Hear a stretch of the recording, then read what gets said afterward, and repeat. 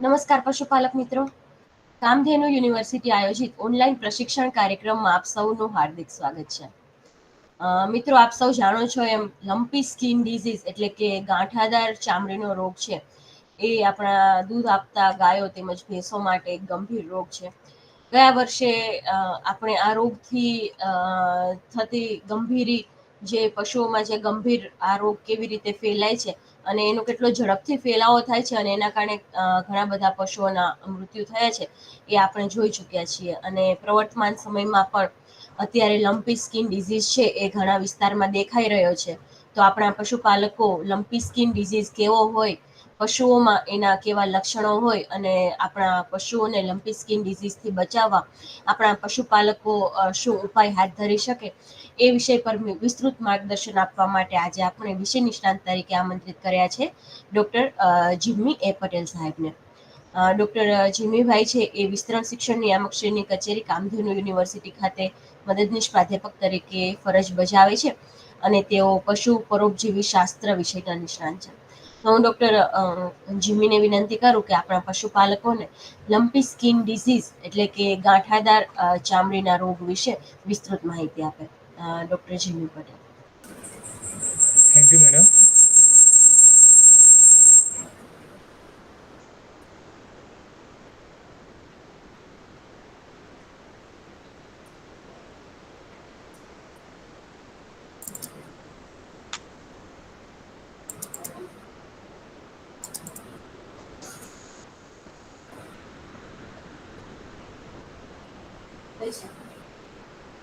દેખાય મેડમ?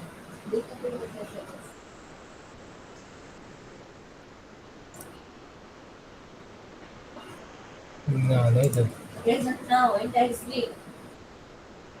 ક્યાંથી આવે પણ એ થતું નહીં, બતાવતું નહીં આમ.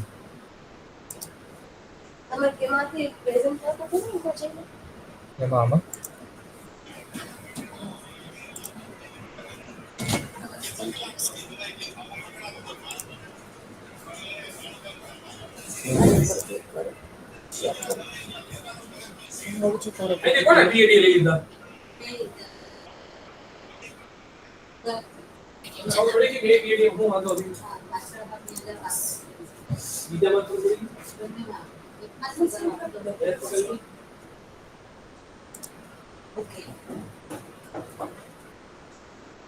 નમસ્કાર ખેડૂત મિત્રો.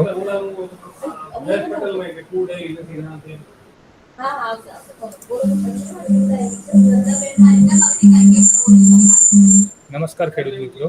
આપણે જાણીએ છીએ કે જેમ માણસમાં અલગ અલગ પ્રકારના રોગ જેવા કે વિષાણુજન્ય રોગ, પ્રજીવજન્ય રોગ, જીવાણુજન્ય રોગ અને ફૂગજન્ય રોગ જે થતા હોય છે એ રીતે પ્રાણીઓમાં પણ એ જ પ્રકારના અલગ અલગ રોગો થતા હોય છે. તો આજે આપણે એમાંના એક રોગ વિશે કે જેને પશુઓમાં જોવા મળતો ગાંઠાદાર ચામડીનો રોગ, જેને આપણે લમ્પી સ્કિન ડિઝીઝ તરીકે ઓળખીએ છીએ, તેના વિશે આજે આપણે જાણીશું. તો આ રોગનું મહત્વ શું છે? તો આ એક વિષાણુજન્ય રોગ છે અને જોડે જોડે એક સંક્રમિત, વિનાશક અને માખી મચ્છરથી ફેલાય છે આ રોગ. આ રોગ મોટે ભાગે ગાયો અને ભેંસો વર્ગના પ્રાણીઓમાં જોવા મળે છે. જ્યારે ઘેટા, બકરા અને બીજા અન્ય કોઈ પ્રાણીઓમાં જોવા મળતો હોય એવો કોઈ હજુ સુધી રિપોર્ટ છે નહીં. આ રોગમાં પશુને ઊંચો તાવ આવે છે અને આખા શરીર પર ફોલ્લા થઈ જતા હોય છે અને જોડે જોડે એ ફોલ્લા પછી ગાંઠો પણ જોવા મળતી હોય છે. એના કારણે પશુપાલન ઉદ્યોગમાં ગાયો ભેંસોની દૂધ ઉત્પાદન ક્ષમતા ઘણા લાંબા સમય સુધી ઘટે છે અને ક્યારેક દૂધ આપવાનું પણ એ બંધ કરી દેતા હોય છે. આ ઉપરાંત જોડે જોડે ફોલ્લા અને ગાંઠોથી ચામડીને પણ નુકસાન થતું હોવાથી આ રોગનું આર્થિક દ્રષ્ટિએ ઘણું મહત્વ રહેલું છે. રોગની સ્થિતિ આપણે જોઈએ તો આ રોગ સૌ પ્રથમવાર આફ્રિકાના દેશમાં જોવા મળેલ, ત્યારબાદ એ ધીરે ધીરે ભારત સહિત અનેક દેશોમાં એની જે સ્થિતિ એને પ્રસાર થયેલું જોવા મળે છે. આપણા દેશમાં છેલ્લા 2 થી 3 વર્ષમાં આ રોગ અલગ અલગ રાજ્યો જેવા કે ઝારખંડ, ઓરિસ્સા, બંગાળ, મહારાષ્ટ્ર અને ગુજરાતમાં જોવા મળેલ અને બાકીના જે રાજ્યો છે એમાં પણ છૂટાછવાયા કેસ આપણને જોવા મળેલા. સૌ પ્રથમવાર ગુજરાતમાં પ્રથમ કેસ એપ્રિલ 2022માં કચ્છમાં જોવા મળેલો અને ગુજરાત રાજ્યમાં જે મોટા મોટા આપણા જિલ્લાઓ છે જેવા કે ભાવનગર, જામનગર, કચ્છ, બનાસકાંઠા, એમાં આ રોગની અસર વધારે પ્રમાણમાં જોવા મળે. આ રોગ થવા પાછળનું મુખ્ય કારણ કેપ્રીપોક્સ નામનો જે વિષાણુ છે એ જવાબદાર છે. આ વાયરસને આપણે શિત્રા વર્ગની ફેમિલીમાંથી તે બિલોંગ કરે છે, જેને આપણે મેથલિંગ વાયરસ તરીકે પણ ઓળખવામાં આવે છે. બાજુના ફોટામાં આપણે જોઈ શકીએ છીએ કે વાયરસનું જે સ્ટ્રક્ચર હોય એ કેવું હોય છે. હવે આપણે જોઈએ કે રોગનો ફેલાવો કઈ રીતે થાય છે. તો આ રોગ ફેલાવા માટે મુખ્યત્વે માનવામાં આવતા પરિબળો, જેમાં માખી અને મચ્છરને ગણવામાં આવે છે. જ્યારે માખી અને મચ્છર કોઈ પણ રોગિષ્ટ પશુને એના ખોરાક તરીકે જ્યારે એના પર બેસી અને એનું લોહી કે કોઈ પણ વસ્તુ જ્યારે ચૂસતી હોય છે, ત્યારે આ જે લંપી સ્કિન ડિઝીઝના જે વાયરસ હોય છે તે માખી અને મચ્છરના શરીરમાં જતા હોય છે. ત્યારબાદ ફરીથી આ માખી અને મચ્છર ફરીથી ખોરાક માટે બીજા કોઈ તંદુરસ્ત પ્રાણીના શરીરમાંથી જ્યારે લોહી ચૂસવા જાય છે, એ વખતે આ વાયરસ જે તંદુરસ્ત જાનવરના શરીરમાં પ્રવેશે છે અને એમાં રોગ પેદા કરે છે. માખી અને મચ્છર ઉપરાંત ઈતરડીને પણ એટલો જ મહત્વનો પરિબળ માનવામાં આવે છે, કેમ કે ઈતરડી પણ પશુમાંથી જે એના ખોરાક માટે લોહી જે ચૂસતી હોય છે, જેમ માખી મચ્છરના જે વાયરસનો ફેલાવો કરે છે, એ રીતે ઈતરડી પણ એટલા જ પ્રમાણમાં આ વાયરસનું જે ફેલાવો કરવામાં ભાગ ભજવે છે. બીજું વસ્તુ કે આ એક વિષાણુજન્ય રોગ છે. જ્યારે પશુના શરીર પર રહેલા ફોલ્લામાંથી નીકળતું પ્રવાહી, નાકમાંથી વહેતું પ્રવાહી, આંસુમાં, દૂધમાં કે ચામડીમાંથી ખરી ગયેલા ભીંગડા અને વીર્યમાંથી પણ બહાર આવતો હોય છે. તેથી આ રોગનો ફેલાવો માખી મચ્છર દ્વારા જે તે સમયે ખોરાક માટે જે માખી મચ્છર એના ઉપર બેસી અને બીજા કોઈ તંદુરસ્ત પ્રાણી ઉપર જાય છે, ત્યારે આ રોગનો ફેલાવો થાય છે. આ ઉપરાંત દૂષિત પાણી અને ખોરાકમાંથી પણ આ રોગનો ફેલાવો થઈ શકે છે. બીજી એક વસ્તુ કે જ્યારે જે તે સમયે રોગચાળો ફાટી નીકળે, ત્યારે જે તે વખતે પશુની આપ-લે થતી હોય, કાં તો ખરીદ લે-વેચ થતી હોય, તો એવા સમયે પણ આ રોગનો ફેલાવો થઈ શકે છે. હવે આ રોગ કયા પશુમાં થાય? આ રોગ બધી જ ઉંમરના અને ગાયો અને ભેંસોમાં જોવા મળતો રોગ છે. જ્યારે બીજા જે અન્ય પ્રાણીઓ ખરા, એમાં આ રોગ જોવા મળતો હોય એવા કોઈ હજુ સુધી રિપોર્ટ જોવા મળ્યા નથી. અને કઈ ઉંમરના પશુમાં થાય? તો આ રોગ બધા જ ઉંમરના, માનો કે નાના બચ્ચા, તાજા વિયાયેલી ગાયો હોય, ભેંસો હોય, કાં તો વિયાવાની તૈયારીમાં હોય, એવી ગાયો ભેંસોમાં આ રોગ વધારે તીવ્રતામાં જોવા મળતો હોય છે. બાજુના ફોટામાં જોવા મળે છે કે લંપી સ્કિન ડિઝીઝ નાની વાછરડીને પણ થયેલો છે, અને આ ઉપરાંત તે મોટી ગાયમાં પણ આ રોગ જોવા મળે છે. આ બીજા અન્ય ફોટા છે, જેમાં ભેંસને પણ લંપી સ્કિન ડિઝીઝ થયેલો છે અને ગીર ગાયને પણ એના જે ગાંઠાદાર રોગ જે ચામડી ઉપર જે જોવા મળે છે એ થયેલો છે. આ બીજા અન્ય ફોટો છે, જેમાં શરીર ઉપર, એની ચામડી ઉપર એટલી બધી ગાંઠો થયેલી છે કે જેનાથી આખું શરીરનો આખો જે ભાગ ખરો એ ફક્ત ગાંઠોથી જ ઢંકાયેલો છે. હવે રોગના ફેલાવા પર અસર કરતા પરિબળો, જેમાં આપણે જાણીએ છીએ કે સૌથી વધારે માખી અને મચ્છરનો ઉપદ્રવ વરસાદી ઋતુમાં જોવા મળતો હોય છે. તેથી આ લંપી સ્કિન ડિઝીઝ મોટા ભાગે ચોમાસાની ઋતુમાં, એટલે કે વધારે વરસાદની સ્થિતિ હોય એવા સમયે જોવા મળતો હોય છે. ચોમાસામાં અને ઉનાળામાં પણ છેલ્લા મહિનામાં, કે જ્યારે વરસાદ આવવાની શરૂઆત થવાની હોય, એ સમયગાળામાં આ રોગ વધારે પ્રમાણમાં જોવા મળે છે. જ્યારે શિયાળામાં આ રોગનું પ્રમાણ ખૂબ જ ઓછું જોવા મળે છે. બીજી વસ્તુ કે નાના વાછરડાને રોગ કઈ રીતે થાય? તો જ્યારે ધાવતા વાછરડા જ્યારે દૂધ પીવા જાય, તો દૂધમાંથી કે આંચળ પરના ચાંદા, એટલે કે આંચળ પણ જે ગાંઠો થયેલી હોય, એના થકી નાના વાછરડાઓને આ રોગ લાગુ પડતો હોય છે. હવે આ રોગ થયા પછી પશુપાલકોને ઘણું બધું નુકસાન થતું હોય છે. તો એ આપણે જોઈએ કે આ રોગથી પશુપાલકને આર્થિક રીતે શું નુકસાન જોવા મળતું હોય છે. તો આપણે ઘણા બધા મોટાભાગના પશુપાલન મિત્રો કે જે પશુપાલન કરતા હોય છે એ મોસ્ટલી એનું દૂધનું જે લેવેચ હોય એના પરથી એની કમાણી થતી હોય છે. પરંતુ આ રોગ થયા પછી એની દૂધ ઉત્પાદન ક્ષમતામાં ભારે ઘટાડો જોવા મળે છે. જોડે જોડે પશુ ખોરાક ઓછો લેવાથી તેની પાચન ક્ષમતા ઘટી જતી હોય છે અને પાચન ક્ષમતા ઘટી જવાથી અને ખોરાક ઓછો લેવાના કારણે પશુ ખૂબ દુબળું પડતું જોવા મળે છે. બીજું કે પશુમાં વંધ્યત્વ આવે છે કાં તો પછી ઉથલા મારે છે અને જો પશુ ગાભણ હોય તો એ પશુ તરવાઈ જતું હોય છે. બીજું એક કારણ ખોરાક ઓછો ખાવાથી પશુની જે વજન ગ્રહણ કરવાની ક્ષમતા હોય એ અને કાર્યક્ષમતામાં ઘટાડો થતો હોય છે. આ રોગ થયા પછી એના લીધે જે દુધાળા પશુ હોય એમાં આવનો સોજો કે આપણે જેને મસ્ટાઇટિસ કહીએ છીએ એ પણ થવાની સંભાવના વધી જતી હોય છે. કારણ કે આ રોગમાં પશુની ઇમ્યુનિટી જે હોય એ લો થઈ જતી હોવાને કારણે બીજા જીવાણુ કે બીજા કોઈ પણ રોગ થવાના ચાન્સીસ વધારે રહેતા હોય છે. રોગના લક્ષણો કે કઈ રીતે ખબર પડે કે આ રોગ આપણને લંપી સ્કિન ડિઝીઝ છે કે શું છે, તો સૌપ્રથમ પશુને ઊંચો તાવ આવે છે. ઊંચા તાવમાં 103 થી 105 ફેરનહીટ જેટલો તાવ આવે છે. જોડે જોડે આંખ અને નાકમાંથી સ્ત્રાવ નીકળતો હોય છે અને મોઢામાંથી પણ લાળ પડતી આપણને જોવા મળે છે. ખોરાક લેવાનું પ્રમાણ ઘટે છે, જેથી એ પશુ નબળું પડતું જાય છે અને દિવસે દિવસે એનું દૂધ ઉત્પાદન પણ એનું નોંધપાત્ર ઘટાડો થતો હોય છે અથવા તો ક્યારેક દૂધ આપવાનું બંધ પણ કરી શકે છે. બીજી વસ્તુ કે આસપાસના વાતાવરણ પ્રત્યે ઉદાસીનતા, એટલે કે પશુ એક ખૂણામાં ઉદાસ, ના કંઈ ખાધા વગર કે ના કંઈ પીધા વગર ઉદાસ ચહેરે એક ખૂણામાં બેસેલું તમને જોવા મળતું હોય છે. બીજી એક વસ્તુ અને મોસ્ટ ઇમ્પોર્ટન્ટ લક્ષણ કે આખા શરીર ઉપર, જેમ તમને ફોટામાં દેખાય છે તેમ શરીર ઉપર ગાંઠો નીકળે છે, જેની સાઇઝ 2 થી 5 સેન્ટીમીટર જેટલી મોટી હોઈ શકે છે. અને બીજી વસ્તુ, આ ગાંઠો ગોળ હોય અને જોડે જોડે ચામડીથી ઉપસેલી જોવા મળતી હોય છે.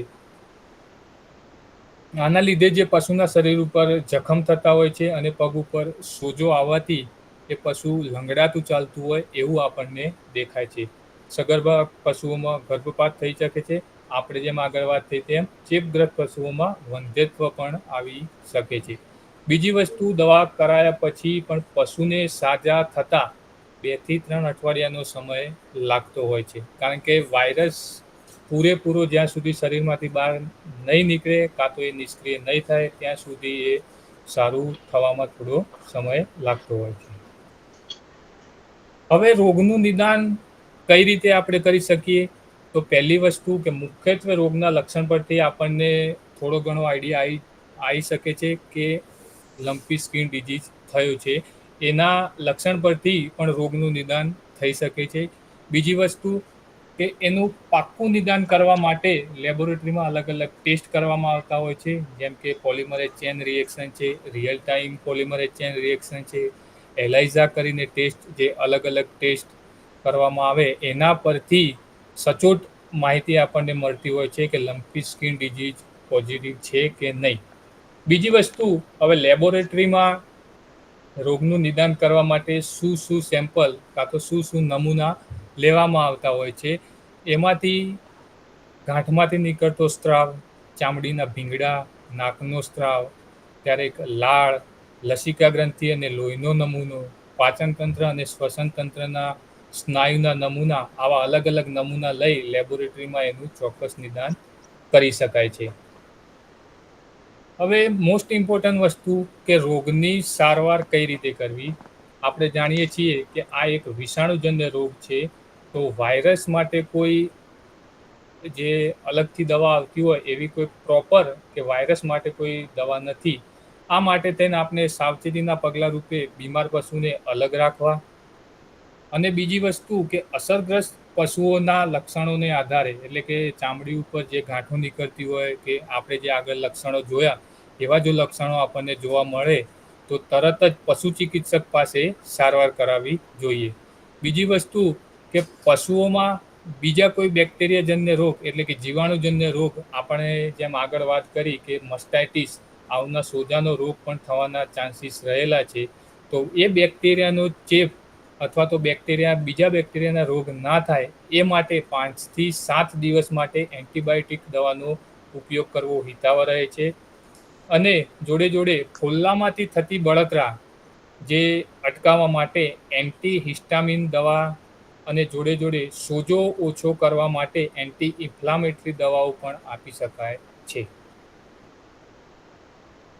બીજું, ત્વચા પર માખી અને મચ્છર ન બેસે, કારણ કે જ્યારે શરીર ઉપર થયેલી જે ગાંઠો કે ફોલ્લા ફૂટે ત્યારે એમાંથી જે નીકળતું પ્રવાહી હોય એને ખાવા માટે માખી મચ્છર તરત જ આવી જતા હોય છે. જેના કારણે માખી અને મચ્છર એ પ્રવાહી કે એ ફોલ્લા પરથી બીજા કોઈ તંદુરસ્ત પ્રાણી ઉપર ના બેસે એના માટે થઈ માખી અને મચ્છરનો અટકાવવા માટે ફ્લાય રિપેલન્ટ અને એન્ટિસેપ્ટિક મલમ પણ બજારમાં અવેલેબલ છે. બીજી વસ્તુ કે રોગિષ્ટ પશુને ખાવા માટે પ્રવાહી, નરમ ખોરાક કે કુમળું ઘાસ આપવું વધારે હિતાવહ હોય છે. એની જોડે આપણે જોયું કે આ રોગમાં પશુ ખાવાનું બંધ કરી દે છે, કાં તો ખોરાક ઓછો લે છે અને નબળું પડતું જાય છે.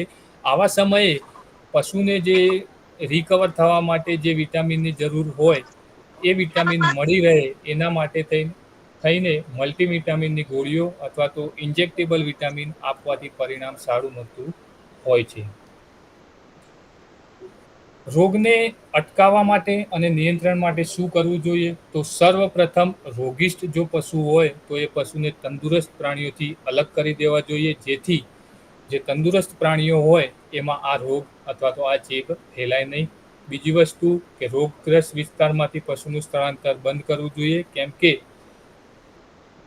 જે જગ્યાએ રોગચાળો ફેલાયો હોય ત્યાંથી તમે કોઈ બીજી જગ્યાએ પશુને લઈ જાઓ તો તે જગ્યાએ પણ રોગચાળો ફેલાવા સંભવ બની શકે છે. બીજી વસ્તુ કે માખી, મચ્છર અને ઈતરડીનો ઉપદ્રવ અટકાવવા માટે યોગ્ય દવાઓ જે આપણે જોઈ એ પ્રમાણે એનો છંટકાવ કરવો જોઈએ. ખાસ અને મોસ્ટ ઇમ્પોર્ટન્ટ વસ્તુ, આ રોગને ઓછો કરવા અથવા તો રોકવા માટે પશુઓમાં રસીકરણ કરવું ખૂબ જ અગત્યનું છે. પછી બીજી વસ્તુ કે નવા લીધેલા કોઈ પણ પશુમાં જો ચામડીના ફોલ્લા કે ગાંઠો જેવું કોઈ પણ લક્ષણ દેખાય તો એ પશુને આપણું જે ફાર્મ હોય એમાં પ્રવેશ આપવો નહીં, પરંતુ એને 15 દિવસ કે 20 દિવસ સુધી એને દેખરેખ રાખી એની સારવાર થઈ જાય, એને 100% સાજું થઈ જાય પછી જ આપણા ફાર્મમાં એને પ્રવેશ આપવો. રોગગ્રસ્ત પશુને ચરિયાણમાં ચરાવવા કે ગામના હવાડે પાણી પીવડાવવા લઈ જવા નહીં, કારણ કે ઘણા ગામોમાં એવું જોવા મળે છે કે કોઈ એક ભરવાડ કે એ હોય એ બધા ગામના બધા પશુને કોઈ એક જગ્યાએ પાણી પીવા કે ચરાવવા જોડે લઈ જતો હોય, તો આમાંથી થાય એવું કે કોઈ પણ એક પશુને જો ચેપ લાગે તો જેટલી ગામમાં ગાય કે ભેંસ હોય એ બધાને આ ચેપ લાગવાની શક્યતા વધી જતી હોય છે. તો આવા સમયે જો રોગચાળો ફેલાય એવા સમયે પશુને ચરાવવા કે કોઈ પણ એક જગ્યાએ જે ગામનો હવાડો હોય ત્યાં પાણી પીવા લઈ જવા હિતાવહ નથી. પશુનું જો મૃત્યુ થઈ જાય તેવા કિસ્સામાં પશુ આપણે જે તે જગ્યાએ રાખતા હોય એ જગ્યાએ અથવા તો એના માટે આપણે જે અલગ-અલગ સાધન વાપરતા હોય તો એને અલગ-અલગ રસાયણો અથવા તો જંતુનાશકોથી સાફ સફાઈ કરવી. અહીંયા આપણે જોઈ શકીએ છીએ કે અલગ-અલગ રસાયણો જેમાં ether 20%, chloroform, formalin, phenol, sodium hypochlorite, iodine સંયોજનો, ક્વાર્ટરલી એમોનિયમ સંયોજનો, આવા અલગ-અલગ જે સંયોજનો આપણને બજારમાં મળતા હોય એનાથી આજુબાજુની જગ્યા, જે સાધનો આપણે ઉપયોગમાં લેતા હોય એ બધાની આનાથી સાફ સફાઈ કરવી હિતાવહ છે. બીજું, માનો કે આપણા ફાર્મ પર કોઈ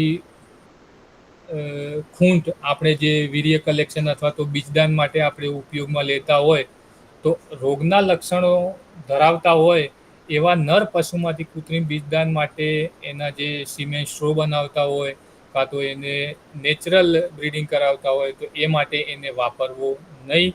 અને સાજા થઈ ગયા પછી પણ ફરી એક વખત PCR એટલે કે પોલિમરેઝ ચેન રિએક્શન પરીક્ષણ કર્યા પછી જ જો સારા પરિણામ આવે ત્યારબાદ જ એ નરનો ઉપયોગ કુદરતી ગર્ભધાન અથવા તો કૃત્રિમ બીજદાન અથવા એના જે સિમેન્ટ સ્ટ્રો માટે આપણે જે ઉપયોગમાં લેતા હોય એના માટે કરવો. પશુનું જો મૃત્યુ થાય એવા કિસ્સામાં પશુના શબને ઓછામાં ઓછા 1.5 મીટર ઊંડા ખાડામાં મીઠું, બ્લીચિંગ પાવડર અને ચૂના સાથે દફનાવી મૃતદેહનો નિકાલ કરવો જોઈએ. મીઠું અને બ્લીચિંગ પાવડર જે વાપરવું એટલા માટે પડે છે કેમ કે જો આપણે પશુના મૃત્યુ પછી એને દાટી દેતા હોઈએ ત્યારે કોઈ જંગલી જાનવર એને ખોદીને બહાર કાઢી શકે છે, અથવા તો બહાર કાઢ્યા પછી પણ એ ચેપ બીજા કોઈ તંદુરસ્ત પશુને ના ફેલાય એના માટે થઈ મીઠું, બ્લીચિંગ પાવડર અને ચૂના સાથે દફનાવવું એ વધુ ફાયદાકારક રહેતું હોય છે. મોસ્ટ ઇમ્પોર્ટન્ટ વસ્તુ, માતામાં પધાર્યા છે, દોરા ધાગા કરવાથી મારું પશુ સાજું થઈ જશે એવી અંધશ્રદ્ધા માની અને બેસી ના રહીને સમયસર જો આ રોગના લક્ષણો દેખાય તો પશુ ચિકિત્સક જોડે સારવાર કરાવી અને આ રોગ ફેલાતો અટકાવી શકાય છે. આભાર પશુપાલક મિત્રો.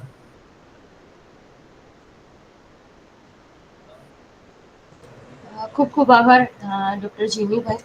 તો પશુપાલક મિત્રો, ડૉક્ટર જીમીભાઈ આપણને લમ્પી સ્કિન ડિઝીઝ એ શું છે, એ રોગ કેવી રીતે ફેલાય છે, રોગના લક્ષણો કેવા હોય અને આપણે આ રોગથી બચાવવા આપણે પશુઓની કેવી કાળજી લેવી જોઈએ અને રોગ જો થઈ જાય પશુને તો એની સારવાર અને નિયંત્રણ માટે કેવા પગલાં લેવા જોઈએ એ વિશે ખૂબ જ ઉપયોગી અને આપણા પશુપાલકોને ઉપયોગી તેમજ ખૂબ જ રસપ્રદ વાત કરી. એ માટે આપણે ડૉક્ટર જીમીભાઈનો ખૂબ ખૂબ આભાર માનીએ.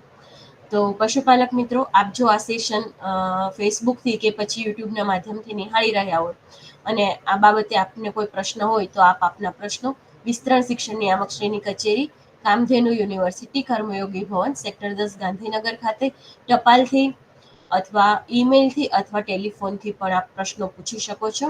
અમે આપના પ્રશ્નોના જવાબો આપના સુધી મોકલી આપીશું. તો પશુપાલક મિત્રો, આજના આ વિષય પરની ચર્ચા આપણે અહીં સમાપ્ત કરીશું. આવતા અઠવાડિયે ફરી આપણે એક નવા વિષય, એક નવા વક્તા અને નવી માહિતી સાથે મળીશું. ત્યાં સુધી રજા આપશો. આભાર.